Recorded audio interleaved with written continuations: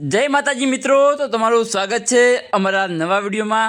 તો મિત્રો, તમારા મનમાં એક વિચાર આવતો હશે કે જે આપણા Gujarati number 1 comedy channel SB Hindustan team કેટલા પૈસા કમાય છે અને એ તે મહિનાના કેટલા કમાય છે અને વર્ષના કેટલા પૈસા કમાય છે। તો દરેકના મનમાં તો વિચાર હશે જ, કેમ કે એસબી હિન્દુસ્તાન ટીમના વિડીયા રોજ મિલિયનમાં જતા હોય છે।